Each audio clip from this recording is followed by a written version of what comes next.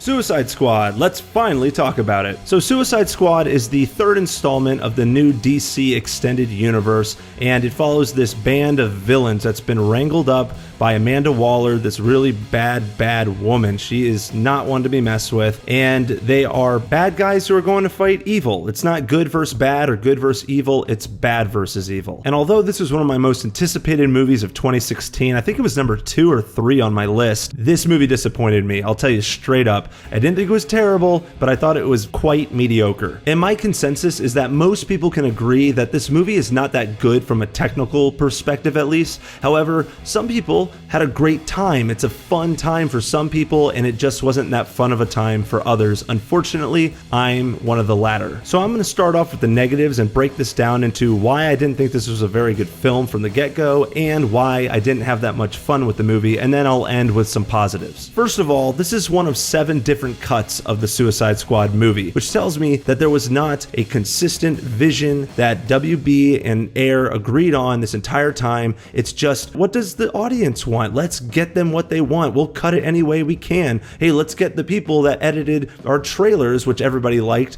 to edit this movie. And I swear to God, as sure as I'm sitting here, that actually happened, and that's the version you saw in the theaters. So it should come as no surprise to anyone when they see this movie and realize that it is a tonally inconsistent wreck of a film. I mean, at one point during the movie, in the first 20 to 30 minutes, we're getting highlight reels and stats of these villains with the guns they use and the people they go after and all this stuff. It's really silly and kind of fun, and then we never really see that again. It's because they made this movie originally not to include that, and then at the very end they decided to just throw that in there to make it more fun and appeal to the crowd that didn't like the gloomy, dreary stuff of Batman vs Superman. So although I was okay going with that fun Bohemian Rhapsody wild ride of a Suicide Squad movie, they needed to continue that throughout the entire film. I enjoyed part of it. It was okay. They included this music that was like, clearly they were just trying to shoehorn this fun music that we all recognize, whether it's Eminem or CCR. They're just putting it in there to make us smile and try and do what they did with Iron Man in the first Iron Man movie with AC/DC. It didn't really work. I mean, it kind of worked. It was kind of fun. And if they just continued doing it, I think they could have pulled it off. But then all of a sudden it just kind of stops. It all stops. The fun stops, and then it goes to kind of that dreary, gritty tone that I think Ayer was going for in the first place. Again, it felt like a black and white. It felt like 2 different films, and that's because that's what it was. And although I did enjoy some of the individual flashback moments for these characters, I didn't think it was necessary. In fact, Guardians of the Galaxy set a precedent that shows you don't have to have flashbacks for all the characters. In fact, you can just introduce these characters that we don't know whatsoever, and as long as you develop them throughout the movie and make us get an emotional connection with them, we will buy into them, we will become emotionally invested, and we're hooked. That's it, you did it. So by scrapping those flashbacks and devoting that extra time to characters in the current storyline, especially characters like Captain Boomerang and Katana, I feel like that would have fleshed those characters out more. I liked those characters, I especially like Captain Boomerang,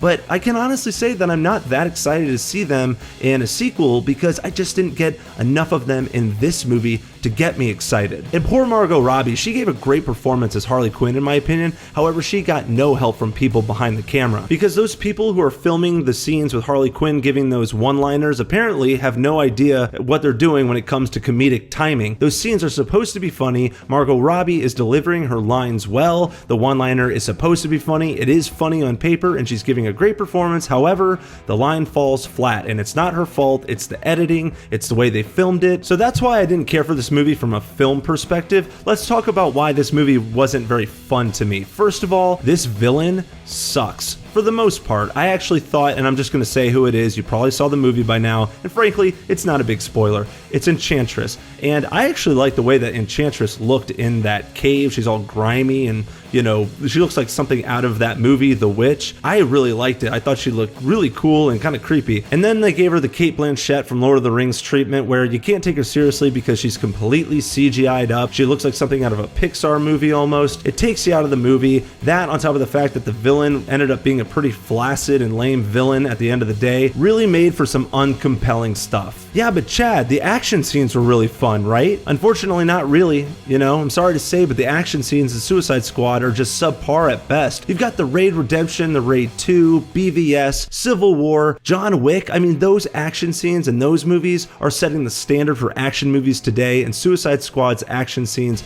don't hold a candle to the likes of those movies. And I don't want to spoil anything, but the way that the climax ends and the way that the villain is taken down is the most cliched, generic, Fantastic Four way of ending the climax. It is so silly. Ugh, I just hated it. All right, guys, on to a few positives. First of all, Will Smith, Margot Robbie as Deadshot and Harley Quinn, respectively. I thought they gave great performances. They, frankly, are the backbones of this film. Without them pulling their weight, this movie really just becomes a bad film. And if I'm being honest, I really liked Jared Leto's Joker. From what little I saw of him, man, that was pretty disappointing. I hope that we get to see more from deleted scenes at least. But nonetheless, I thought that Jared Leto's performance was great. I thought that his take on the character was cool, interesting, unique, a little bit fun. He's kind of had this sex appeal to him, kind of like a rock star. It felt like Steven Tyler or something like that. He had this kind of androgynous feel to him that was kind of cool. But I will say that he is by far the scariest Joker that we've seen on screen. He is genuinely unnerving and unsettling. You just don't know what you're going to get with him. And while I did like some of the other characters, like I said, Captain Boomerang, for example, even though he didn't get enough screen time, my favorite character by far was Griggs, played by Ike Barinholtz. I thought he gave a fantastic performance. He's a comedian at heart, but he brought the acting chops with the comedy. He was super funny, but at the same time,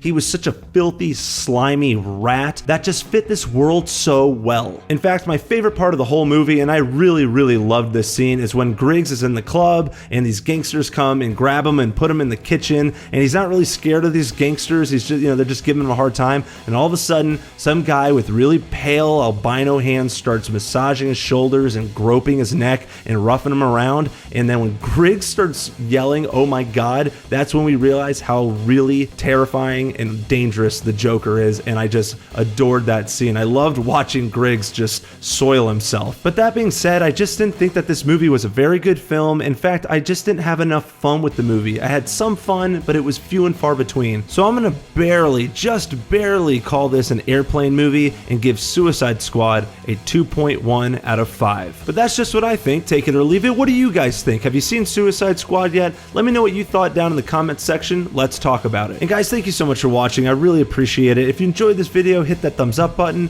and subscribe to my channel so we can do this again soon. I'll check you later. Check you later. Check you later. Hey man, get off my case. Oh man. Chicks don't want to hear that shit.